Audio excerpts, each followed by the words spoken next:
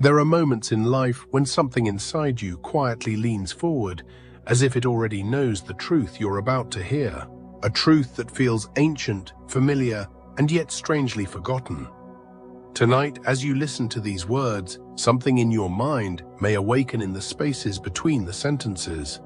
Because the secret you're about to discover is not just philosophical, not just spiritual, it is deeply scientific. And once you understand it, your perception of your own mind, your past, your emotions, and your future may never be the same again. You are about to see how the worlds of Buddha and modern neuroscience collide with breathtaking precision, and the moment you see it, you'll understand why your thoughts create realities long before your actions ever do, and why the life unfolding around you is shaped by a hidden architect, your own mind. Imagine sitting beside a calm lake at dawn. The sky is pale, the world is quiet, and the water is so still it almost looks like a mirror. Now imagine throwing a small stone into that lake. Ripples spread outward, touching every corner, altering everything, even though the stone was small. This is how a single thought behaves inside your brain. Buddha said, "We become what we think." But today, neuroscientists say, experience changes the brain's structure. Different words, same truth. The thoughts you return to again and again are like stones you keep throwing into the lake of your mind. They send ripples through your emotions, your habits, your health, your relationships, and even your future. And the reason is simple. Your brain is not a fixed machine. It is a living, breathing, rewiring organism that reshapes itself every moment you are alive. Every repeat thought strengthens a pathway. Every emotional reaction deepens a groove. Every fear, every hope, every memory, you're carving into your biology. In other words, your mind isn't reacting to reality, it's creating it. When Buddha taught that suffering begins in the mind, he wasn't speaking metaphorically. He was describing, thousands of years ago, how neural circuits form, fire, and reinforce themselves. Consider the way your brain handles fear. When you repeatedly engage in fearful thoughts, the amygdala becomes more sensitive. It begins interpreting even neutral experiences as threats. This is why two people can walk into the same room and feel two entirely different realities. One sees opportunity, the other sees danger. The room is the same, but their inner worlds are not. Buddha understood this when he said, "The mind is everything." Modern psychology simply confirms it. Two people can live in the same external world while inhabiting two completely different internal ones. You are not experiencing life itself. You are experiencing your interpretation of life. And that interpretation is built inside your brain through repetition. Think about the last time you felt anxious for no clear reason. The world outside you may have been calm, but inside, your thoughts activated your sympathetic nervous system. Your heart sped up. Your breath shortened, your stomach tightened. Your brain produced stress hormones, not because danger was real, but because the mind believed it was. Buddha taught that illusions are created when the mind overreacts to its own projections. Neuroscience calls this cognitive distortion. Buddha called it Maya, the illusion created by the mind. Science explains how neurons fire in patterns. Buddha explained why those patterns form in the first place. He wasn't teaching religion, he was teaching the mechanics of consciousness. Take a moment and breathe slowly. Feel the air entering and leaving your body. Buddha taught breathing because he knew the breath anchors the mind into the present moment. But modern science now shows that deep breathing activates the vagus nerve, calming the entire nervous system and shifting your brain from survival mode into clarity and balance. When Buddha said, "Peace comes from within," he was describing how the body and mind synchronize when you return to the present. You are not calming your life. You are calming the brain structures that interpret your life. Now imagine your life as a long corridor lined with doors. Each door represents a version of you, a version built by past experiences, memories, habits, beliefs, and emotional patterns. Without awareness, most people walk through the same door again and again because it feels familiar. Familiar pain, familiar reactions, familiar worries, familiar stories. But Buddha's teachings and neuroscience reveal a hidden truth. You can choose to open different doors. You can choose to shape new neural pathways. You can choose new emotional patterns, new interpretations, and therefore a new reality. Your past does not define your future because your brain can rewrite itself at any moment. This is what scientists call neuroplasticity, but Buddha simply called it awakening. To understand how powerful this is, think about your thoughts from this morning. Maybe you woke up stressed, already planning for problems that haven't happened yet.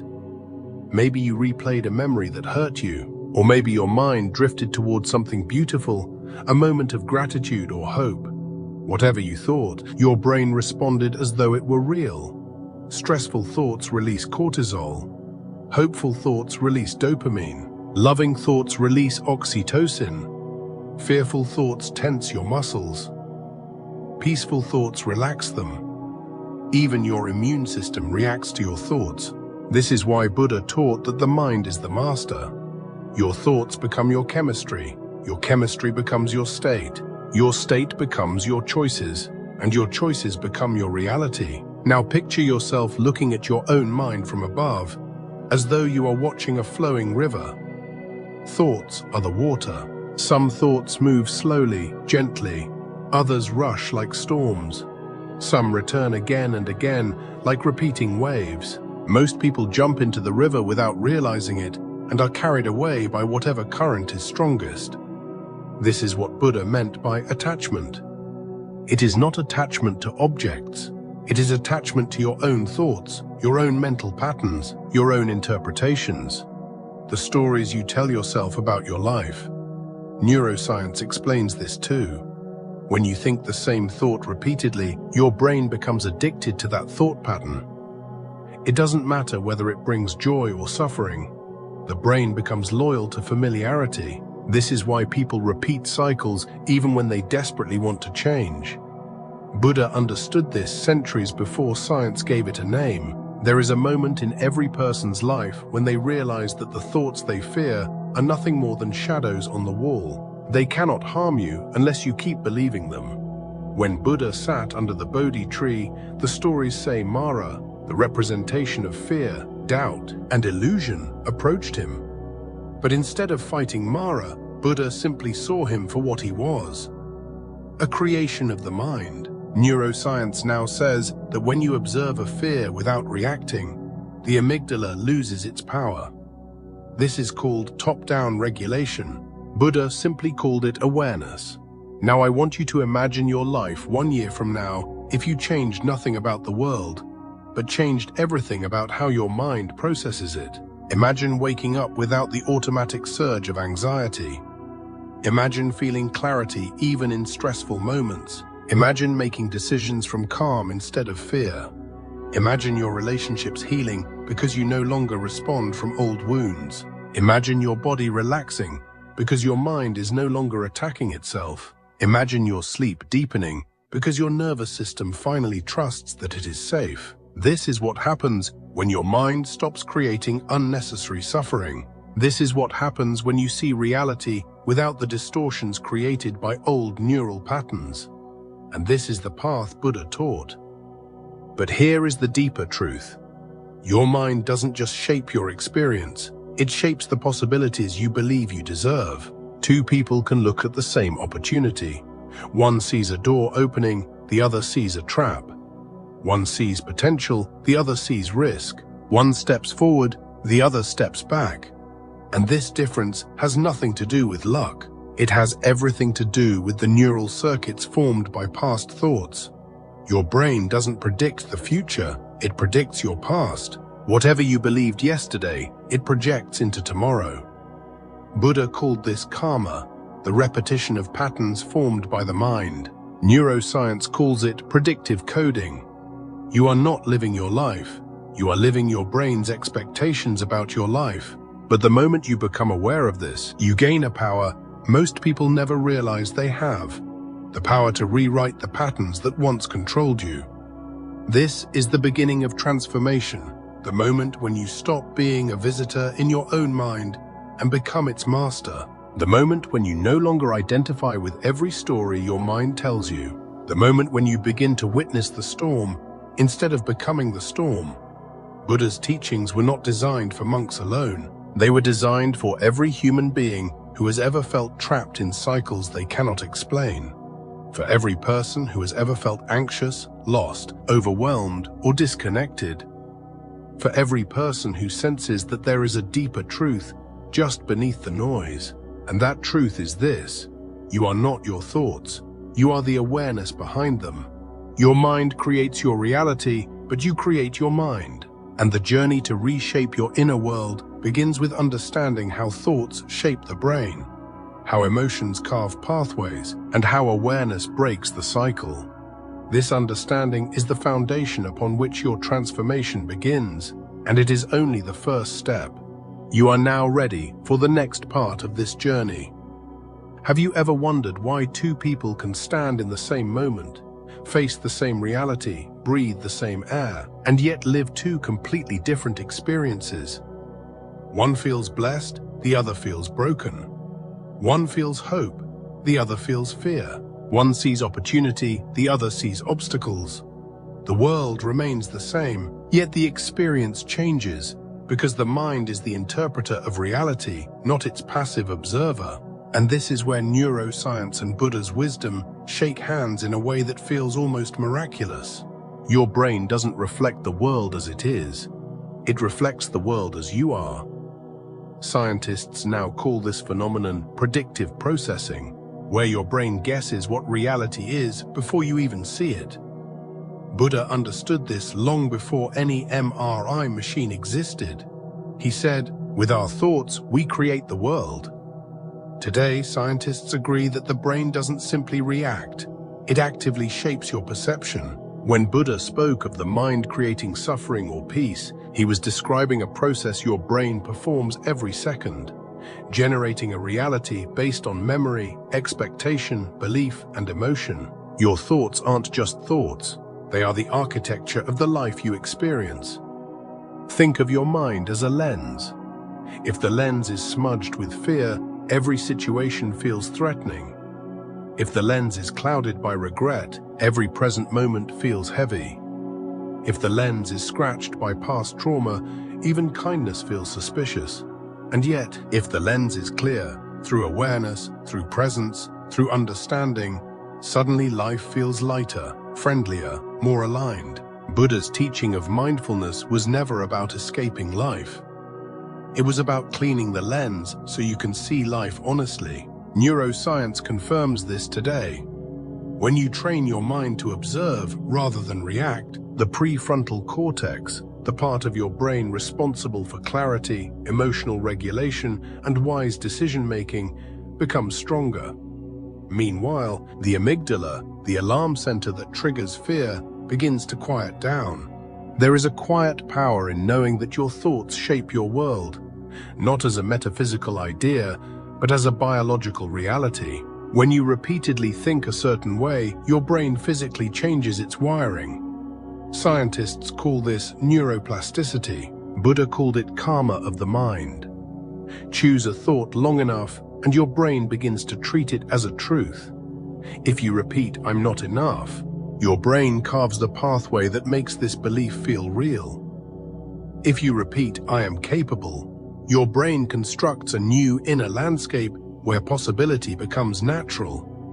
The world hasn't changed, but you have. Therefore, the world you experience changes with you. Consider the mornings when you wake up anxious without knowing why.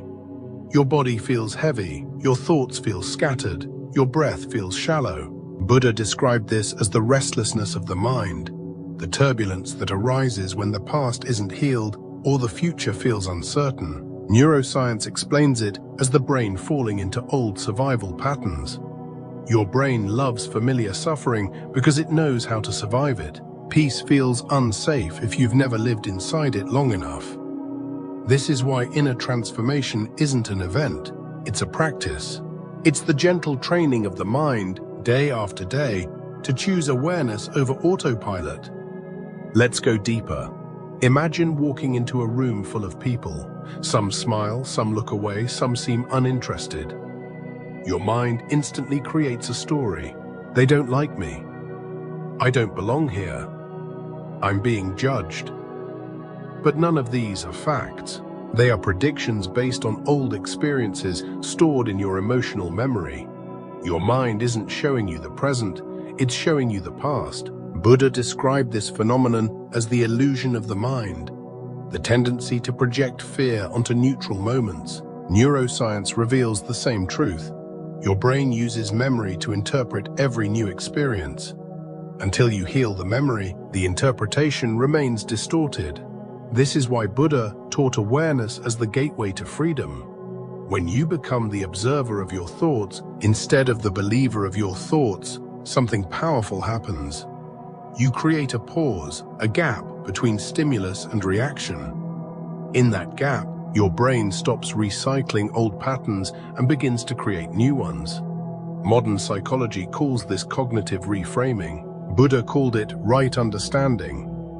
Your mind becomes spacious, your breath becomes slower, your heart becomes more open. Life begins to feel less like a struggle and more like a journey unfolding through you. Think of the times you've met someone who radiates peace.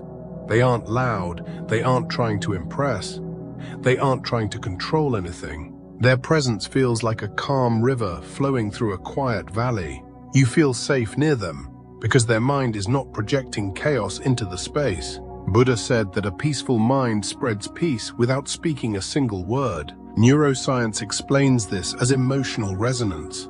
Your calm nervous system influences the nervous systems of others. You become a transmitter of calm. Your inner world shapes the outer world around you. Now imagine living that way. Imagine waking up with a mind that doesn't attack you, a mind that doesn't replay old wounds, a mind that doesn't turn every challenge into an inner war. This isn't fantasy. This is the natural state of the mind before conditioning layered over it. Buddha taught that peace is not something you earn, it's something you uncover. Modern neuroscience echoes this. The brain is wired for balance until life experiences teach it to be afraid. In this moment, take a breath, not a forced breath, a gentle one. Feel the air enter.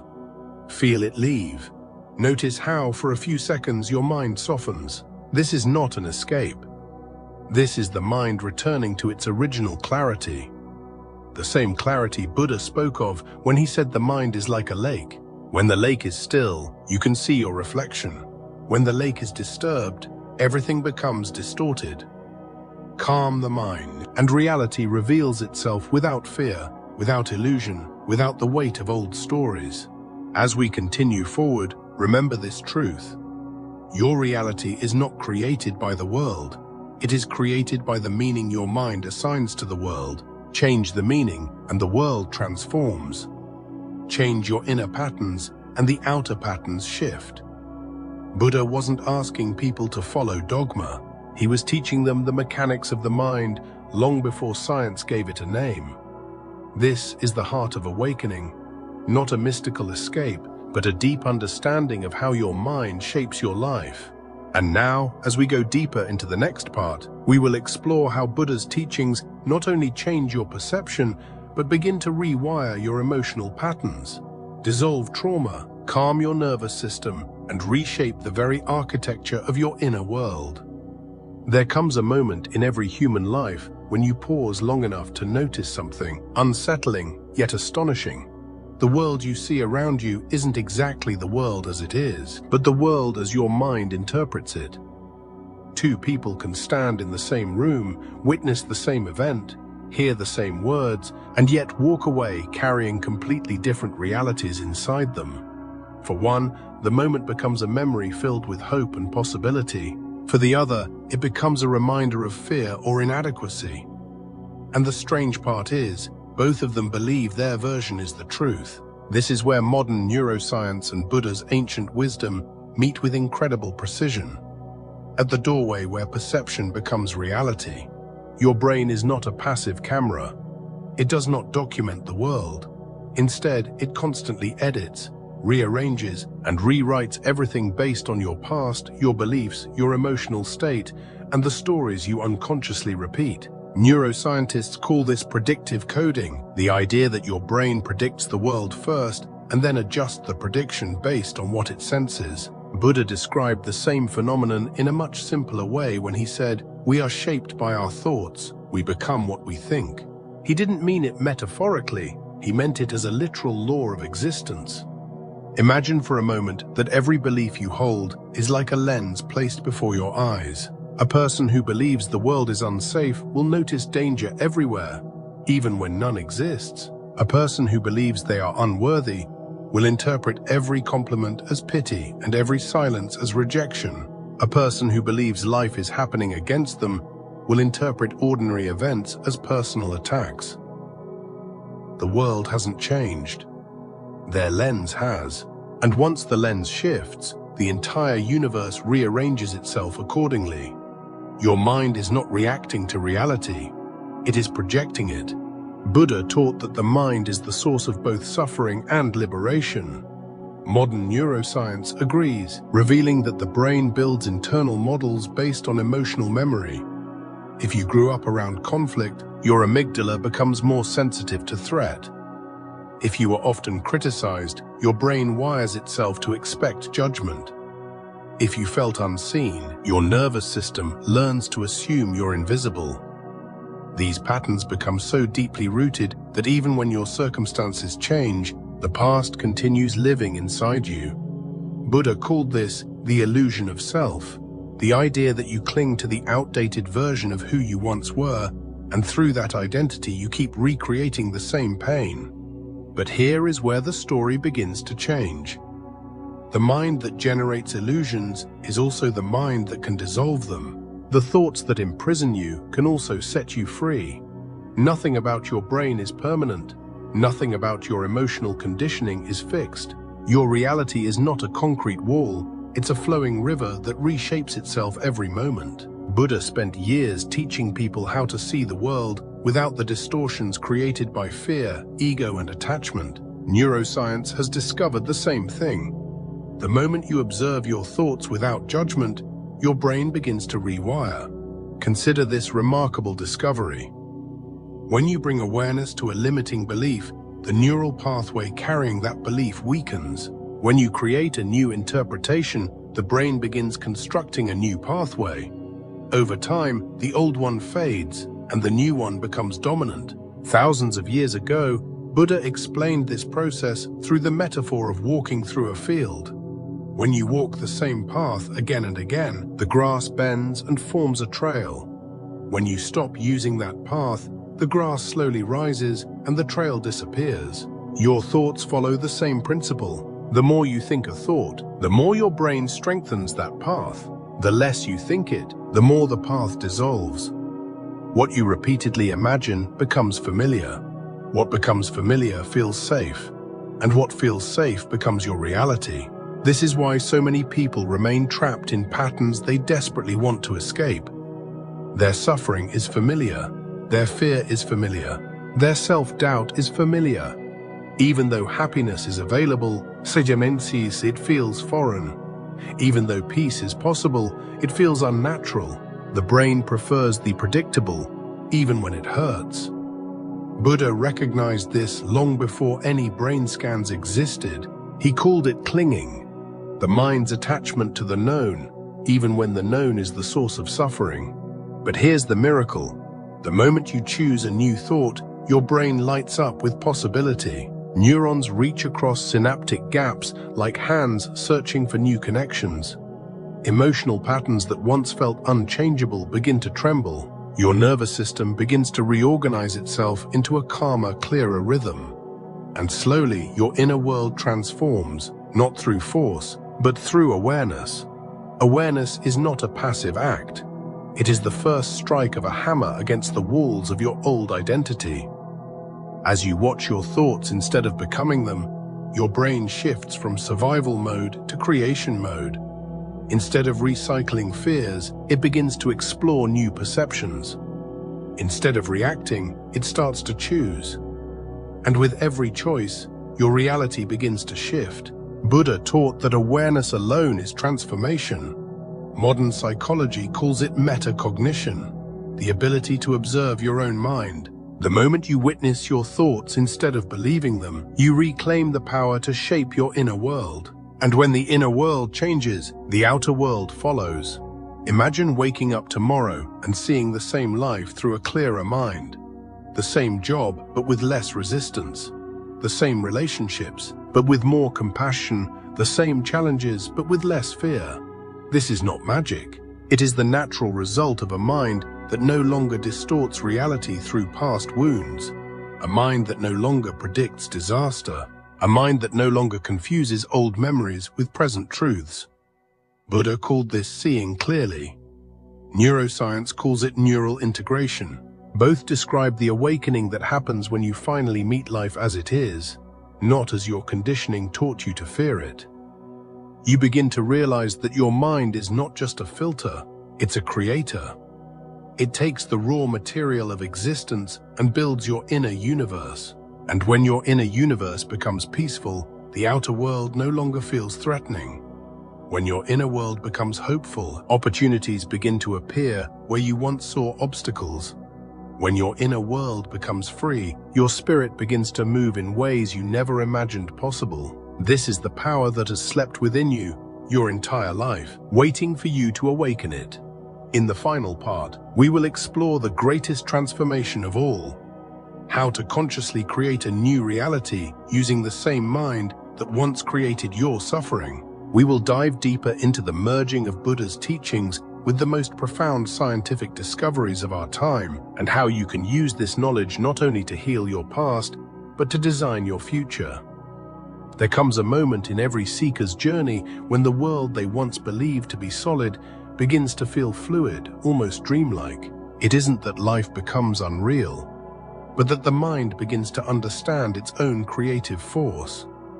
When Buddha spoke of perception shaping experience, he wasn't speaking metaphorically, he meant it literally. And today, neuroscience has reached a point where it can no longer ignore what spiritual masters said thousands of years before laboratories existed. What you hold inside becomes the lens through which the world appears. And as your mind changes, the world responds by shifting with it, silently, invisibly, but unmistakably. You can feel this shift in the quiet hours of the night. When your thoughts soften, the world softens. When your mind grows chaotic, everything around you seems to spin. The people you meet, the choices you make, the situations you attract, the emotions that rise inside you, all of them echo your internal state like a cosmic mirror. This truth may sound mystical, but neuroscience calls it predictive processing. Your brain does not wait for reality. It constantly predicts reality and bends your perception to match those predictions. In other words, you do not see the world as it is. You see it as your mind expects it to be. This is why change is so difficult. Not because the world resists you, but because your mind keeps projecting an old story onto new moments. Buddha tried to explain this gently, telling his disciples that liberation begins not by changing the world, but by changing the storyteller within. When your inner voice shifts, when your beliefs adjust even slightly, the outer world gradually reorganizes itself around those new mental patterns. Modern psychologists call this cognitive recoding. Buddha called it awakening. Maybe you felt this at some point in your life without fully understanding it. The moment when you began to believe you were worthy, and suddenly the world seemed kinder. The moment you started treating yourself with compassion, and people around you responded with unexpected gentleness. The moment you released an old fear, and life opened doors you never noticed before. These were not coincidences. They were the mind creating a new reality by altering its predictions, its expectations, its internal map of the world. Your brain is always choosing which version of reality to present to you. Out of billions of possibilities, it filters the world to match your beliefs, your emotional history, your habitual thought patterns. This filtering happens so quickly and so automatically that you believe you are seeing truth. But what you are really seeing is your own mind reflected back at you. This is why Buddha said that the greatest illusion is believing that the world is separate from the mind that observes it. But once you begin to understand this, something extraordinary happens. You stop feeling powerless. You stop believing that life is something happening to you. You start recognizing the immense creative power hidden inside your awareness. This isn't the loud, forceful power the world often celebrates. It's a quiet power, born from clarity and presence. It comes from the way you breathe, the way you respond, the way you interpret what happens to you, the way you choose meaning instead of reacting to emotion. Your mind becomes a sculptor, shaping each moment with attention and intention. And slowly, the world begins to reshape itself around the person you are becoming. Neuroscientists have discovered that attention is the steering wheel of the brain. Whatever you focus on, you feed. Whatever you repeatedly bring into awareness, the brain strengthens. This is neuroplasticity in its purest form. When Buddha taught mindfulness, he was teaching a method for rewiring the brain long before scientists discovered neurons. He understood that suffering grows in the dark corners of unconscious thoughts, and that awareness brings light into those corners, dissolving patterns that have lived inside you for years. This is the inner revolution.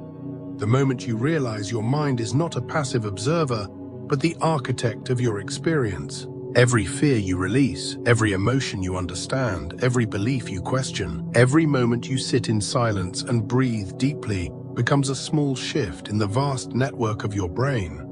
And with enough small shifts, your entire life changes direction. There is a profound stillness in this truth. It means you do not have to fight the world to find peace.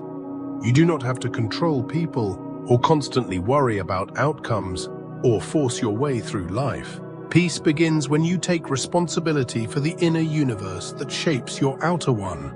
When you understand that your reality is influenced more by your inner state than by external events, you start choosing thoughts that nourish your well-being. You start speaking to yourself gently. You start listening to the quiet signals of your body. You start valuing moments of stillness, knowing they are not empty but deeply healing. And gradually, life stops feeling like a battle and starts feeling like a meaningful journey guided by awareness. You begin to notice that your reality changes when you change your relationship with your own mind. Old wounds lose their sharpness because you no longer feed them with attention. Future fears lose their grip because you stop rehearsing pain that hasn't happened. People treat you differently because your energy becomes more grounded and open. Opportunities appear because your mind becomes more receptive to possibility instead of danger. The universe feels less like an opponent and more like a co-creator. And for the first time, you feel aligned with yourself, the inner and outer finally moving in harmony. This alignment is what Buddha called right view, the deep understanding that life reflects the qualities of the mind. A peaceful mind creates peaceful experiences. A compassionate mind creates compassionate connections. A curious mind opens to learning and growth. A fearful mind closes doors before they can open. The power is always inside you, waiting for recognition. And now, as this journey comes to a close, take a moment to breathe. Feel how your awareness expands ever so slightly. Notice the calm settling inside your chest. The truth you have discovered tonight isn't meant to impress your intellect, it's meant to awaken something ancient within you.